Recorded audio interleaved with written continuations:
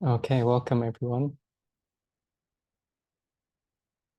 We will start with a small meditation just to kind of settle in, and then we'll move into, I'll say a few words about who I am, and then we'll move into more a kind of interactive lecture or talk where I'll be explaining a few of the principles of what we're practicing during these 10 days. And I'll also invite you to share a few things along the way. So as you are, you don't have to take any special posture or position, but just as you are sitting, maybe this is a position that you take up many times per day if you go on other calls, sitting at your desk at your familiar place, but just becoming more acutely aware of your physical surroundings, the space that you are sitting, things that are kind of different objects that occupying the space, and just taking a moment to notice things that maybe escape your attention usually, maybe the way the light falls on something, or the way the light is reflected off some objects. Maybe there's a kind of piece of dirt or a little speck of something that catches your attention.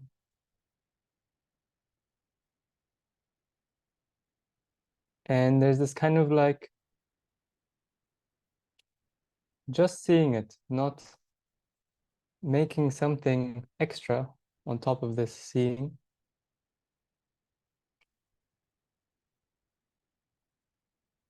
Not giving a judgment about what you're seeing, but just noticing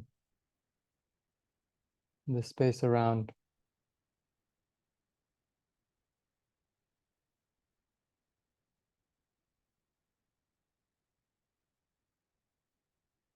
And in the same way, so now I invite you to not look at the screen, just look at a point kind of next to the screen or away from the computer. And in the same way as you just notice the surroundings, notice the feeling of your body.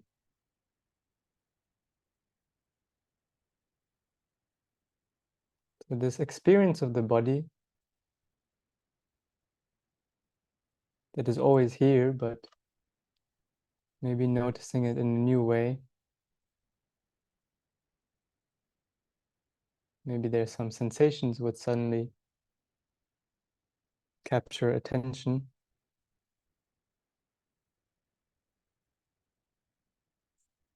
That you didn't notice yet today. And again, with this kind of impartial, not making up anything about it or interpreting or going into why or how, but just the mere act of noticing.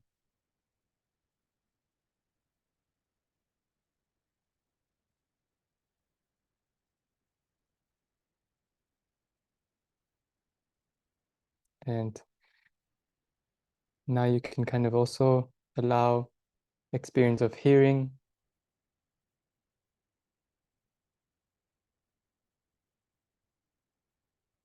the soundscape.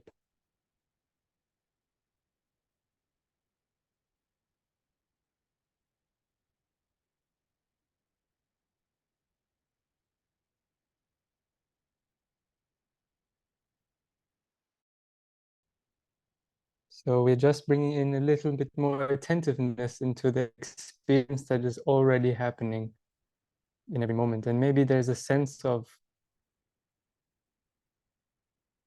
more openness, more rest that you feel.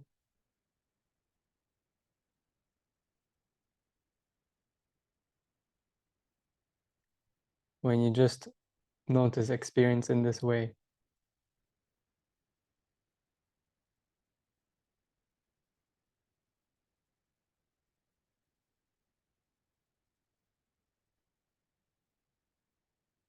And let's take a moment also to close the eyes, even though meditation is not limited to closing our eyes.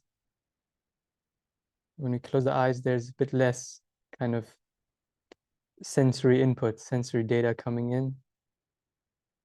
Maybe the experience of the body becomes more outstanding. So you find yourself here now for whatever reason that you come today to this talk, that you signed up for this course, for these 10 days to practice meditation.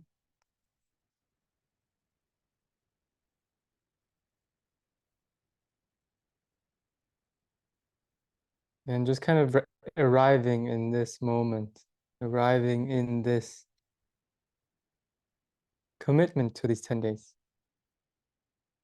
that you are taking for yourself.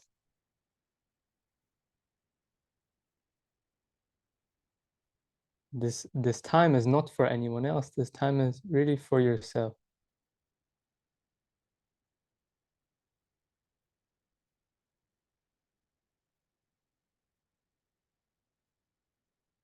And maybe dropping any sense of I know what is going to happen, but just allowing more openness to what may unfold in these 10 days and what's unfolding in your experience right now.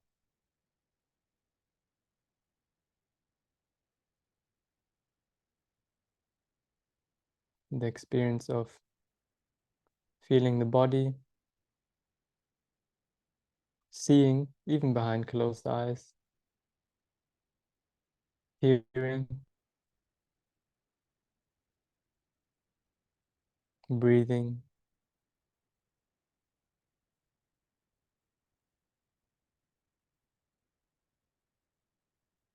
and let's take a moment also to notice here that we are not alone in this curiosity or this interest or this endeavor. There's all these other people here on the call and also in the world, in the WhatsApp group, some who will watch this recorded version. So there's these other people who, just like you, have this interest in kind of this thing called meditation and taking time, taking 10 days, 2 hours a day. It's not a insignificant amount of time to be a little bit more curious or to cultivate some quality. So really, this is a group commitment, a group endeavor.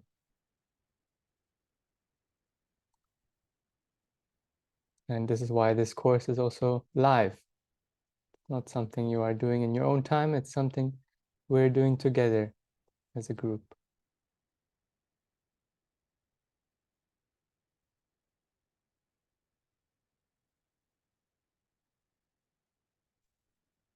Okay, you can open up the eyes. So arriving a little bit. My name is Raimar. I will be facilitating this course.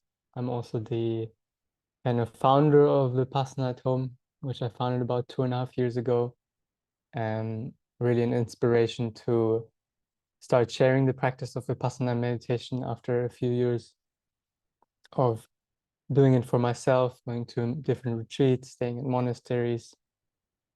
My background is coming through the more normal way of being in this world, studying economics and finance at university in Australia, working in finance for some years, and then kind of finding a parallel path in yoga, in Vipassana meditation, which more and more has kind of taken the center stage, and decided to kind of pursue it a bit more deeper in Thailand mainly, where I've been staying for the last few years, and yeah, researching, going deeper into my own practice, seeing how it applies, not only as, you know, sitting in stillness, but also in my relationships, in the relationship to my body, the relationship to my parents, relationship to work. And yeah, I have personal curiosity very much in developing a way of practice and sharing a way of practicing Vipassana meditation that is integrated into our lives, into our non-monastic lives of continuing to relate to work, continuing to relate to maybe partners, friends, all these things which are not as present in a monastic setting. So for me, I'm trying to stay true to the traditional practices, the techniques, but also see how I can make them more integrated. And for this reason, the retreat, this 10 days, is also part of our lives. So we are practicing 2 hours a day, but we continue to go to work, we continue to talk to people, because this for me is really the difficult part, or the way how to integrate awareness into our lives. And maybe I can share a few ideas with you throughout the course. So the first question I want to ask you is, what is meditation for you? So all of you have some idea about meditation. This is who signing up to this course. What is your idea of meditation? And maybe it can be a word, 2 words, 1 phrase, something that you can write in the chat, maybe. Otherwise, it will take too much time. But what is meditation for you? Please write in the chat.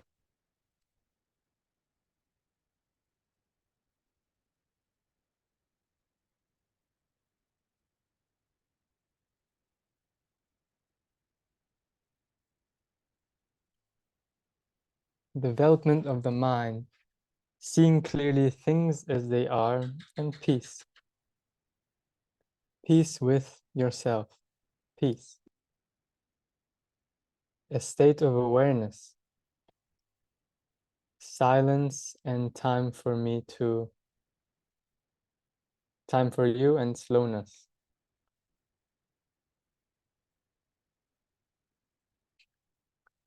Okay. Anyone else would like to share?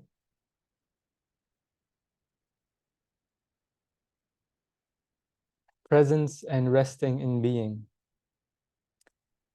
Finding something inside. Maybe it can be called God. Great. So we have different ideas. What is meditation? And we all have our personal relationship to it. Step back and see our thoughts in a different way. Interesting. So yeah, I hear peace, I hear development, some kind of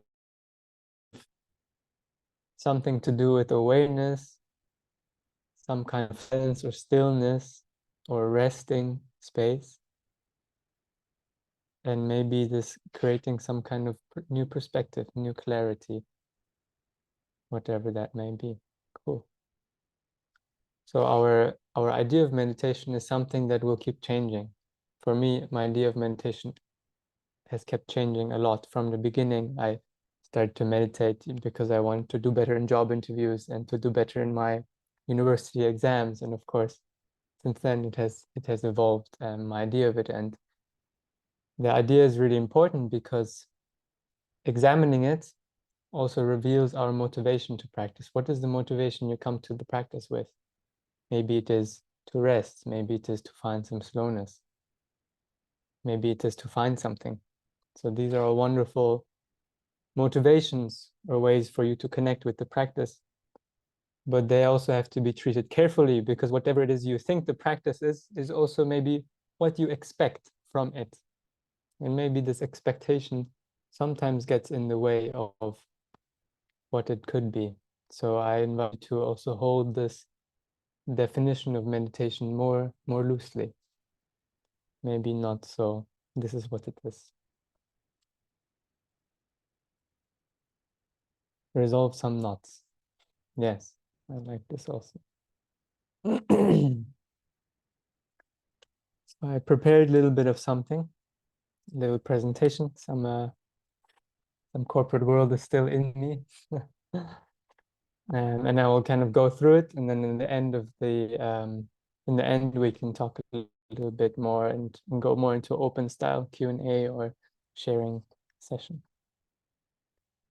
So what we're practicing is meditation in the style of the Buddha. So the Buddha, he lived about 2,500 years ago, and to me, he's not a religious person or a messiah or anything like this. To me, the Buddha is a guy who was just really curious about experience, about the experience and how to be happy and how not to suffer, how not to be dissatisfied with life. And he went to kind of the end of this investigation and really tried to find what is the root cause of dissatisfaction that arises in our experience. And the Buddha, he had a kind of, I like to split his teachings a little bit. The first of his teachings are the aspect of living. So he really preaching, do no harm, do good. This is not a very unique or special thing to talk about. Do no harm both to ourselves and towards others. So we have the precepts, which you may have read about, which I sent out. Not lying, not stealing, not killing. In order to really kind of create some guidelines for ourselves, to create some ways that we relate to ourselves and others not so harmfully. And of course, also on the other side, to start practicing also doing good, to practice loving kindness, and not just in actions, not just in terms of giving, but also in the way we speak, also in the way we think, actually. Because when do we harm ourselves with our thoughts? When do we harm others with our thoughts? When do we do good for ourselves with our thoughts? This is the first part of it, which is important. But the Buddha says this is not enough. So we also have to practice meditation.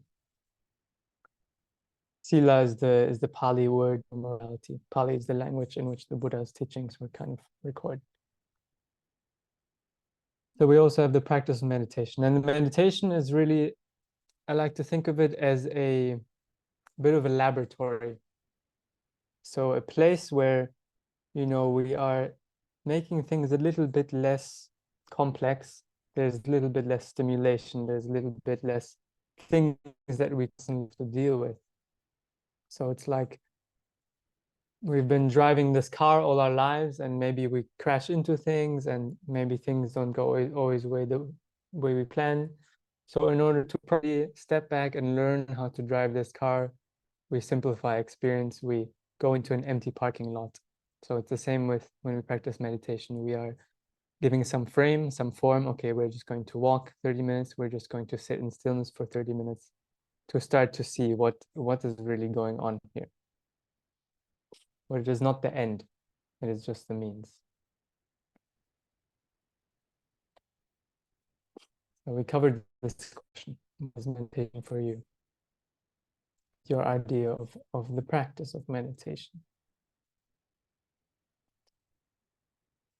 Buddhist meditation can really be split up into two different kind of categories. Oh, wait, this is the other part. So when we are practicing meditation, what exactly we are doing? Usually when we are out and about, we have this feeling of this is me and this is the world. And the way I usually go about my day is, here's me and in interaction with the world, and I fix things and I do things and I do this, and I'm working with the external environment. I'm working with people, I'm working with objects, I'm working with my role, my work, things out there. So there's me and there's the world, and we're kind of giving priority to this view. But in meditation, we are flipping that a little bit around. So rather than it being me in the world, I'm examining more my experience of me in the world. So what does that exactly mean? What is my experience of me in the world? So in the beginning of the class, I asked you to examine a little bit more your experience of what is really happening. And you paused a little bit. You checked, okay, what is really happening? There's experience of seeing. There's experience of feeling the body. There's experience of hearing. And of course, there's the experience of thinking about.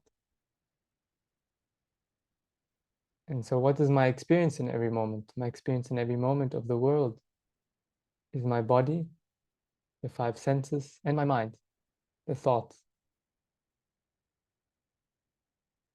So when you, for example, when you think about something that is not here right now, when you think about what you are going to do tomorrow, you assume that to be the truth, but really this is just an experience happening right here. It is your thinking. So when we are practicing meditation,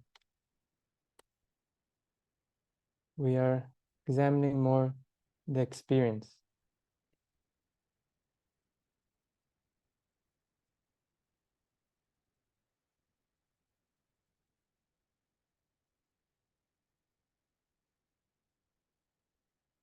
In Buddhist meditation, there's kind of two types of things that we are trying to cultivate. And the first one is the cultivation of calm, the cultivation of settling. This is called samatha meditation. So we kind of focus and settle the mind. We start resting the mind. Of course, our thoughts become more still. The noise starts to settle. The second type of meditation is wisdom or insight meditation, Vipassana meditation. Here, the priority is not so much to just settle the mind, but to start seeing, to start developing understanding of how this body and mind is working, is interacting.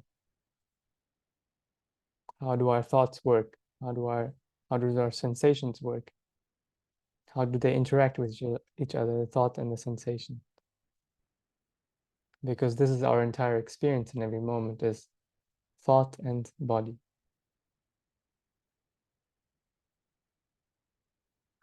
But in order to develop or start moving to wisdom, we need a little bit of calm.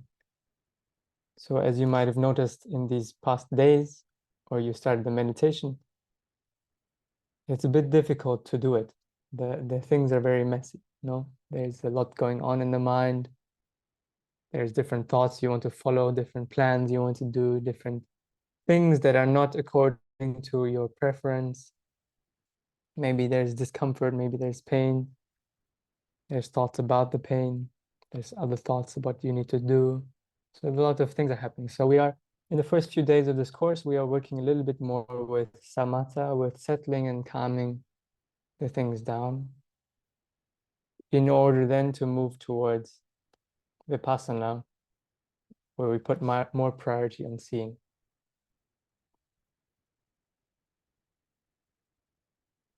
Okay.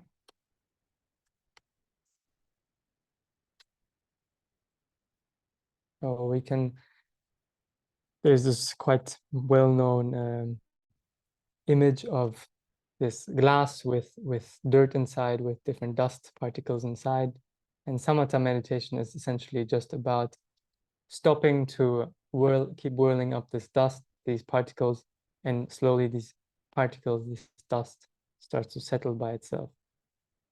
Starts to settle and the mind becomes more clear.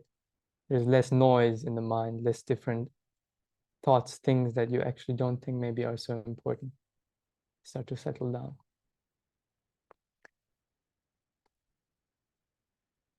Maybe to get an idea, can you write in the chat if you have any experience of, or if you just write down something that calms you down. Write down anything that you do, whether it's meditation related or whether it's not meditation related, that you notice that has a generally quite consistent effect on your body and mind, that you calm down, you settle,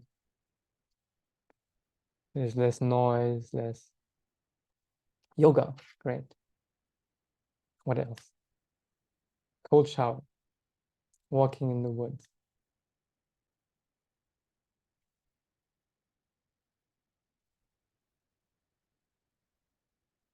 yoga. What else? Something you, walking and sports generally.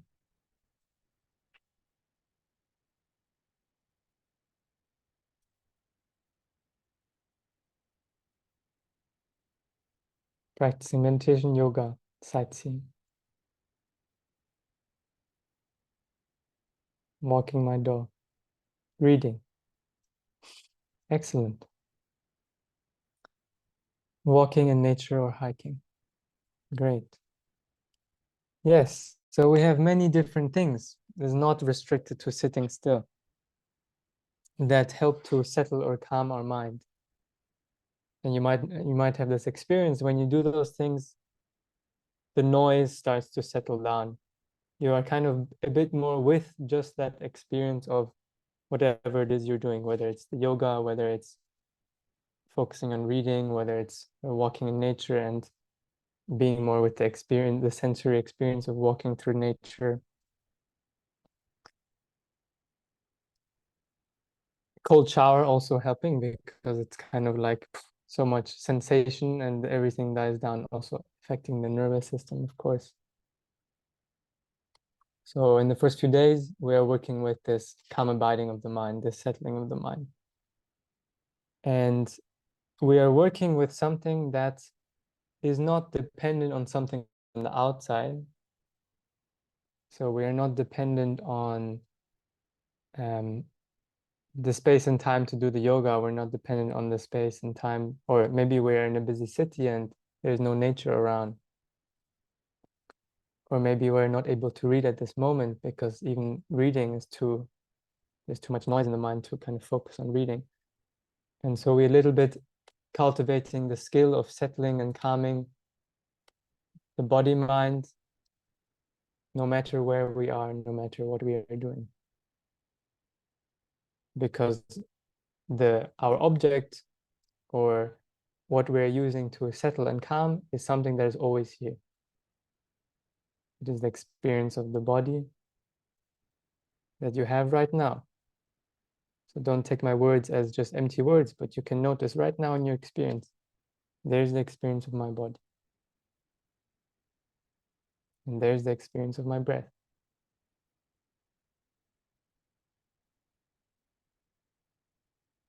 So it is something always here. You don't need to create anything on top of experience. You're settling and calming the body mind with something already here, something natural.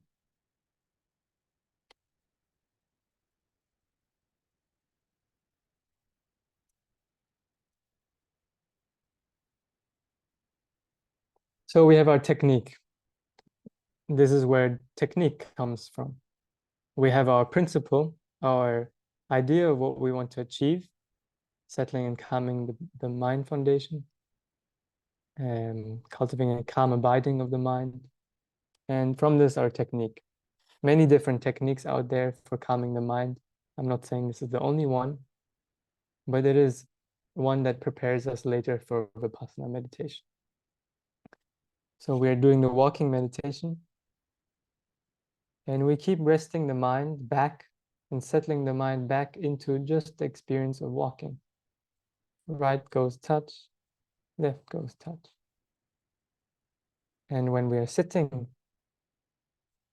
we keep settling back and returning to the experience of feeling of the body and the breath moving.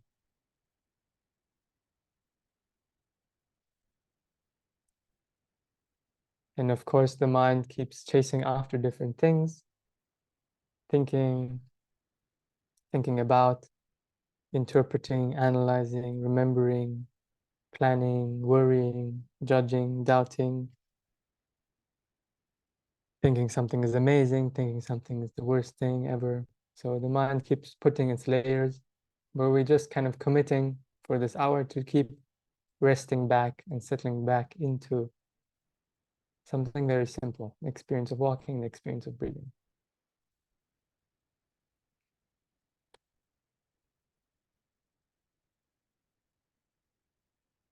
And of course, different things happen.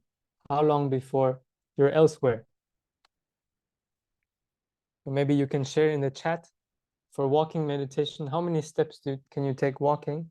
Or do you take walking and already something else has kind of come in without you realizing it? Or how many breaths do you take and something else has already come in and caught your and taken the center stage of your experience on average?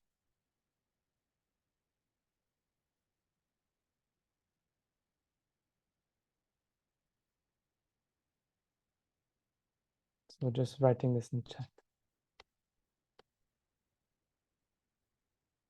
It's easy to get distracted while walking.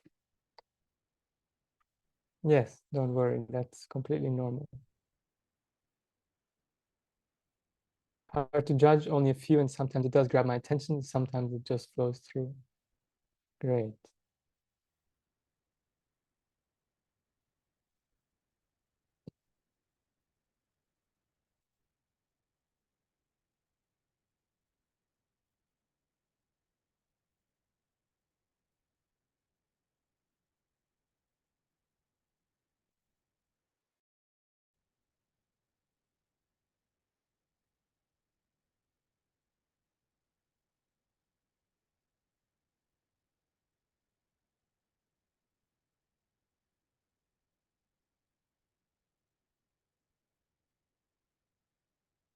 Okay.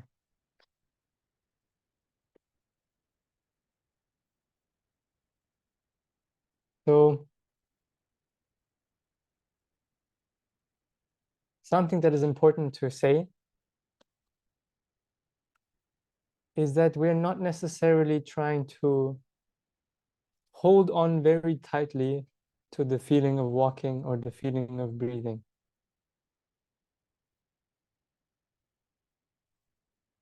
So sometimes we think, I have to concentrate very hard to kind of push everything else away and to hold on to this, to hold on to walking, to hold on to feeling of breathing or the feeling of the body. What I invite you more to see this feeling or this experience of walking or this experience of breathing more something that you're holding very lightly, or almost not even holding it, but a place you keep resting back on. So it is a little bit like the experience of walking or breathing is this chair, and I keep noticing when my mind stands up and goes after something else, and I just kind of gently sit back down, and something else happens. I kind of getting up, and I just remember and sit back down. So this chair or this meditation object isn't something I need to kind of hold on tightly all the time, but it's more something that I just rest back into whenever I notice I'm not sitting on the chair anymore, whenever I notice I'm not resting with just walking, with just breathing.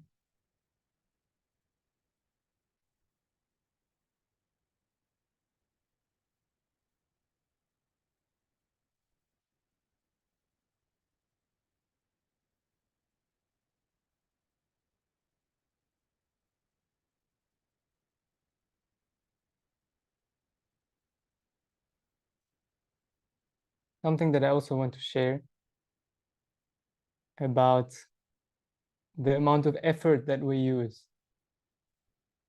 So maybe a question to you. You know yourself a little bit. You know how you've been living your life, how you relate to work, how you relate to sports, how you relate to the meditation. And you might feel that the way you do things is with a lot of effort or with maybe more kind of relaxation. So sometimes we can be a bit more lazy and complacent and let things happen by themselves. Sometimes we are some people who are very much like needing to control the experience or fixate it and make it go the way we want to. And so you might notice this habit of your mind in the meditation itself. So how tightly do you hold on to the meditation object, to the breath or the walking, versus more kind of being with it? Or maybe you are kind of so relaxed that you keep dreaming off and you don't use enough effort. So the question is, from a scale of 1 to 5,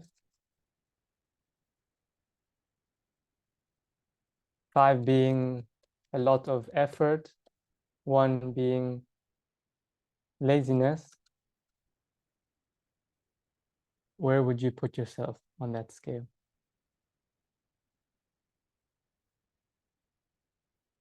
Or maybe it depends on the activity.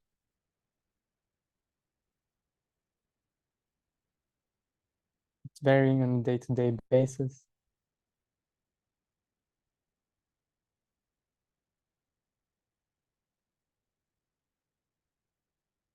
Some days lazy, sometimes trying very hard.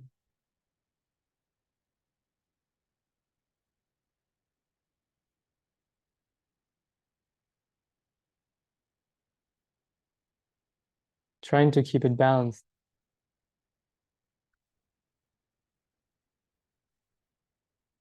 But it does take effort and mindfulness.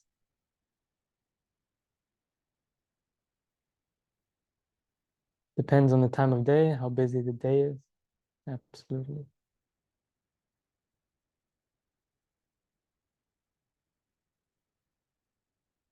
Finding it easier after yoga.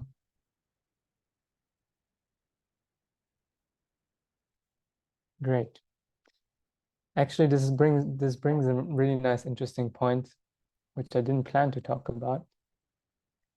But Simeon is saying it takes some mindfulness to keep it balanced. Or Florian is saying it depends on how busy the day is.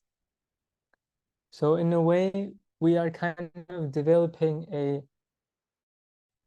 meta-awareness or an awareness of how we are paying attention in any given moment. And you might notice that throughout the day, this shifts, this changes. Sometimes I'm tensing, I'm using a lot of effort. Sometimes I'm kind of more laid back and lazy. And maybe that's appropriate for the situation. But maybe sometimes the situation requires a little bit more effort. And when we are meditating, so we're not just getting better at focusing, at calming, but we're also developing this meta-awareness, this awareness of how we're paying attention. This kind of watching the mind as the mind is watching something. This is what we call mindfulness, metacognitive awareness. So something that I invite you to notice throughout the meditations is how you are applying effort. Sometimes you might notice, oh, I'm holding very tightly. Maybe I can relax a bit more. Sometimes you might notice, oh, I'm kind of dreaming about something, and maybe it requires me a little bit more discipline right now. So it's modulating this. And this is kind of the principle of right effort, to know what is the right amount of effort in a given moment.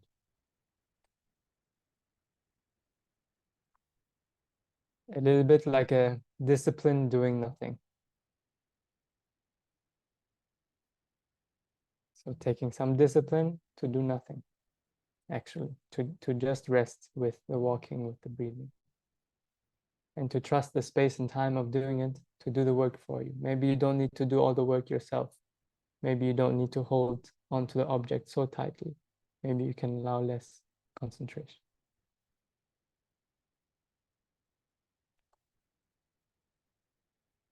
Okay. So this is the idea for today. some topics to some food for thought. Let's take a moment to close the eyes and sense your experience of your body, of hearing, of seeing, of breathing. Maybe there's something that you can release a bit in the body.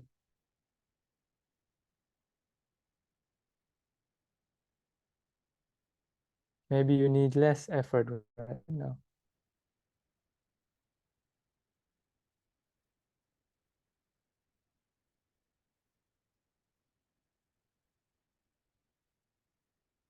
So today we talked a little bit about meditation and how we are kind of shifting the view when we meditate from busy with the world and my place in the world to more examining our experience of myself and the world, the experience of thinking, seeing, hearing, body sensation. In the first days, we will focus more with samatha, with settling and calming.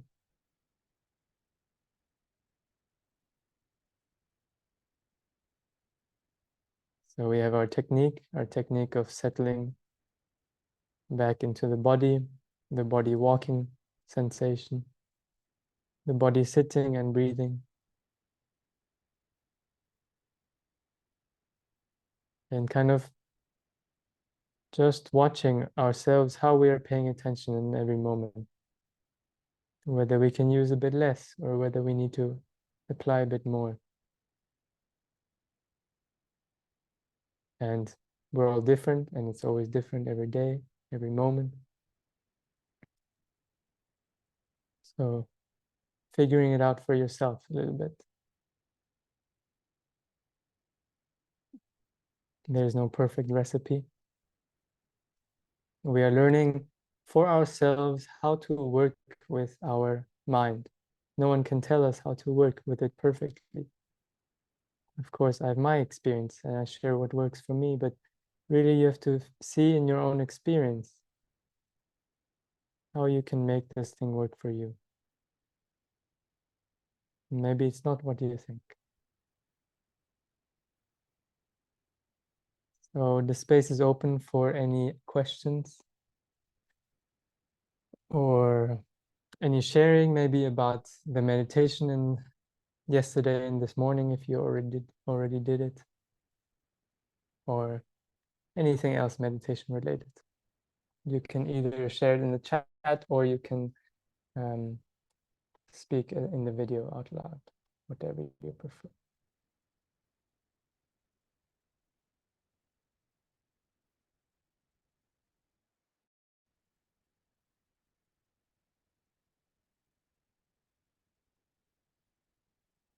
Is it okay if I'm getting distracted while doing meditation?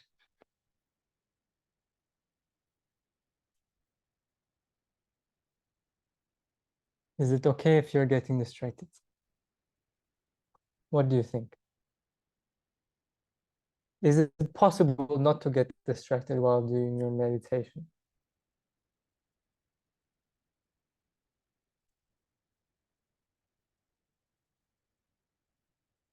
It is absolutely okay, Aru, that you're getting distracted. It is the nature of our mind to get distracted. And we are not trying to get to a place actually where we are not distracted or where we are having no thoughts. Actually, this is not the direction we're heading in. And it's not something that's actually sustainable for our daily lives. So we are more working with our relationship to those thoughts. We are learning to see thoughts for what they are, distractions for what they are, learning to recognize them earlier rather than later after they are kind of snowballing into strong stories with strong emotions, but recognizing when they appear. So the only thing we need to do from that is just to keep noticing or waking up from each thought. when it appears. So sometimes it might be a few seconds you think something, sometimes it might be a whole minute before you recognize, oh, I was thinking or I was distracted. But this moment of recognition is a golden moment of meditation. So it doesn't matter that you were distracted. We see how often we can create these moments of recognition, of waking up from whatever we were following. So yes, it's absolutely okay to be distracted. And if you weren't getting distracted while doing meditation, then please teach me how to do this.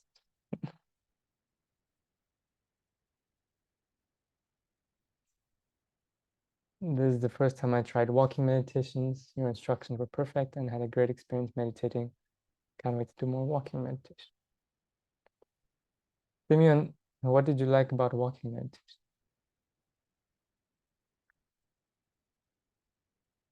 And also, Florian is saying, should I ignore my mantra during these 10 days? I would say during the time that you are practicing this type of meditation, with the guided meditations, don't work with your mantra. So the mantra is a way to also get concentrated, to calm the mind. And when we have a mantra that we're repeating, it's easy to focus and calm the mind onto that thing, and things settle down. But it is not preparing ourselves for Vipassana, because in Vipassana, we're actually going to start examining our thoughts and our entire body-mind process, including the thinking. And mantra meditation can be a bit like dulling our experience down, and we kind of create something and we focus on it and it becomes our experience, but we don't learn about anything because other experiences aren't arising so much anymore. And so that's why we don't work with a created object, a created meditation object, a visualization or a mantra, but we work with something more neutral, something that is already here.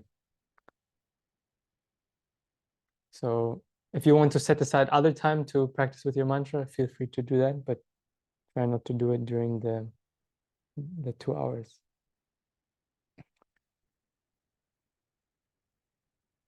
How do I deal with getting distracted with how much I'm controlling my breath if it's too much?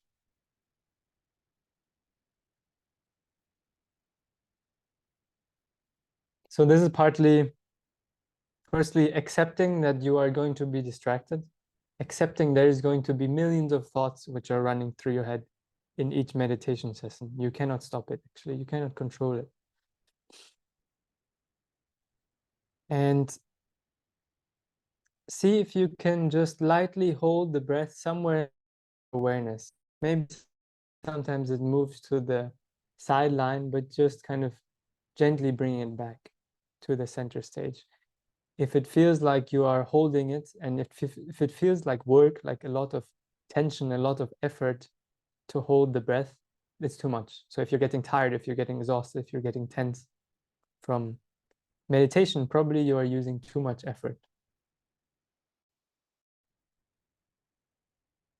So accept you are going to get distracted, but the important thing is to keep recognizing these distractions when you get stuck in them, to kind of decrease the amount of time you are thinking without knowing it, thinking without recognizing that it's thinking.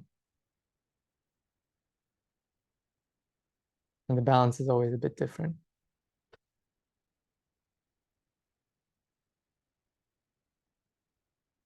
Hello, Faith. Nice to see you. Hi, Reamer. How are you? I'm very well. I'm very well.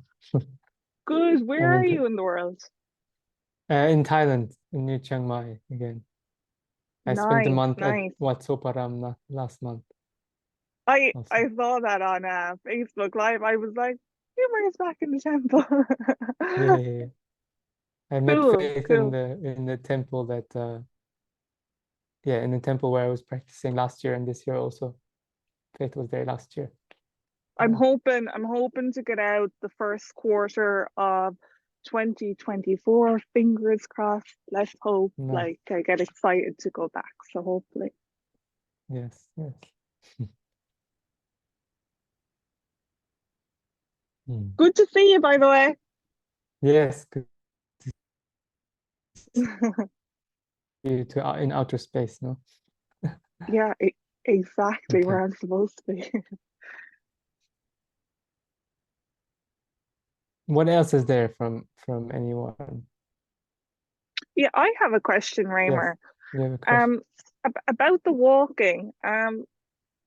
What does the walking do for the practice?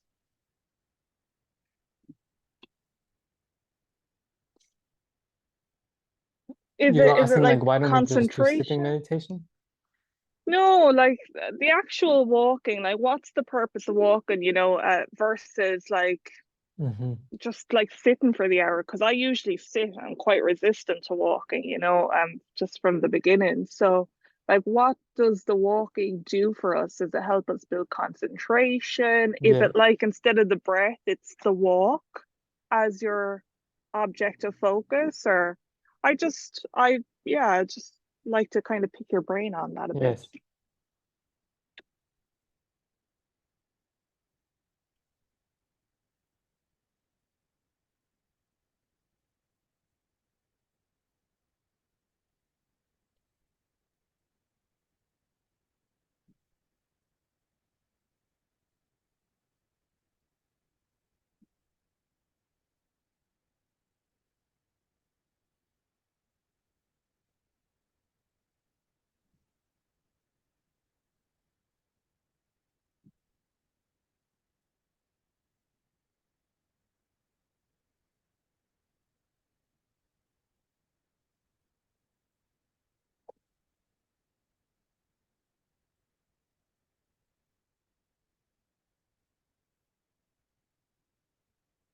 Hello. Hello. Are people still here? Can you hear me? Yeah, I can hear you. Yes. Okay. I think my connection cut out. My phone is overheating a little bit from the hotspot. Um, yeah, so the question is about walking meditation and what is it cultivating in us? Why don't we Yeah, just exactly. sit for the whole hour? So Hmm. walking meditation is working with a little bit of a different dimension. And to put it simply, so someone was even saying before, it's easier for me to be distracted while walking. There's kind of more things going on where I keep having to kind of little bit keep track of and intend to move the body step by step.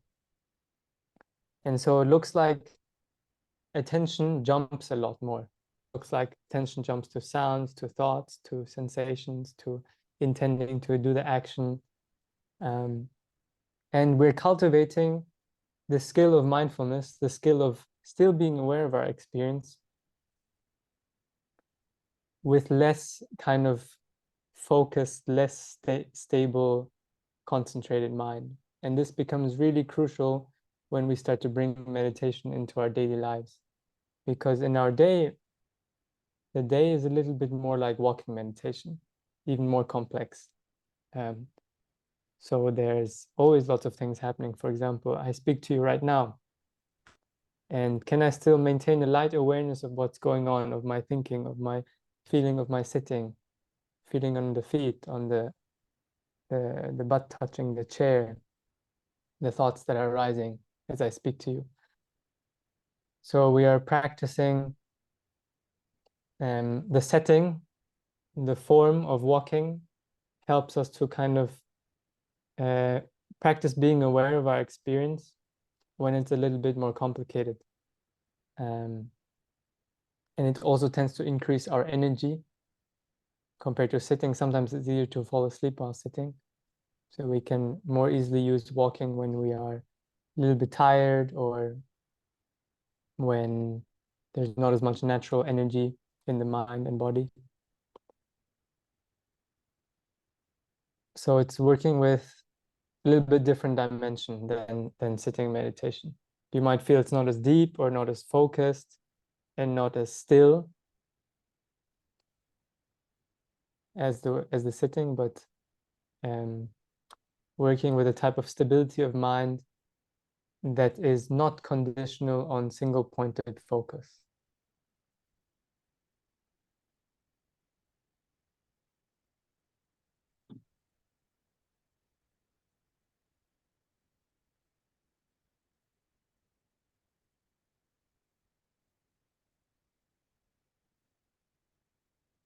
How was my audio Great during that? Did it answer. cut? Great answer. Okay, you heard everything? Yeah, very thorough. That was a really good explanation of it, actually.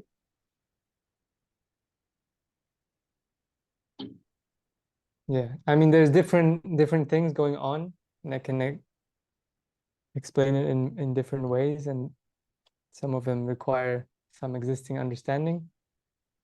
Um, but I tried to fit all that in there. Hmm. And sometimes I go for like a walk out in nature, and I go for like quite a slow walk. So sometimes I suppose the setting, I don't know, I think I get good concentration in the setting because I'm always kind of aware to bring me back to the walking, or to bring me back to the breath, or to bring me back to one of the senses, to try stay as present as possible. So yeah, that can be a nice experience. I don't really know what I wanted to say Yes. about that, but it Hmm. just kind of reminded me Hmm. of it. Yeah, yeah. So this is related. So you are, when you try to be a little bit more aware of your experience, if you go on a walk in nature, like you're not doing walking meditation so formally in your room with no stimulation, with a very set kind of path and way of walking, it's again like increasing a little bit the complexity of experience. But can you still be aware in this more complex experience? And if there's more thoughts, there's going to be thoughts about what you're seeing, what you're hearing, unrelated thoughts, the feeling of walking through this nature. Interest is caught by different things, sounds, sights. But can I still just watch the body and mind do its thing, even in this more complex? And then, thank you, Dom. And then even more. So then, okay, we try to bring the meditation into um, washing the dishes. Maybe it's a bit more complex. Okay, then we try to bring the awareness into working, even more complex because we are using a lot of our thinking. Can I then bring it into um, a conversation? Can I still be a little bit aware, like sensation of a No. body, the thinking appearing? Maybe not as often, maybe not as clear, but I can put in a few moments of just awareness of experience. So it's a little bit like applying what we learn in a very simple setting to more and more complex settings, complex experiences. And not making meditation about stillness or peace. It's not about peace. Vipassana is not about peace, actually. Damn, I came to the wrong place.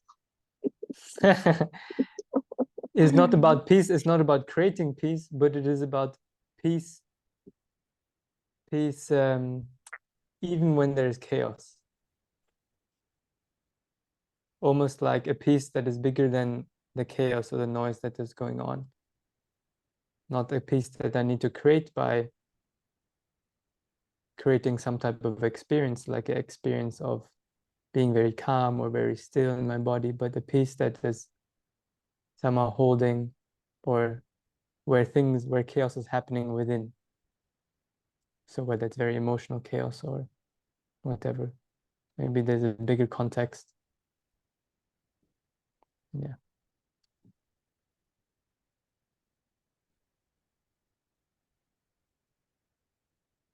Anyhow, I think we just practice it and then it will slowly come.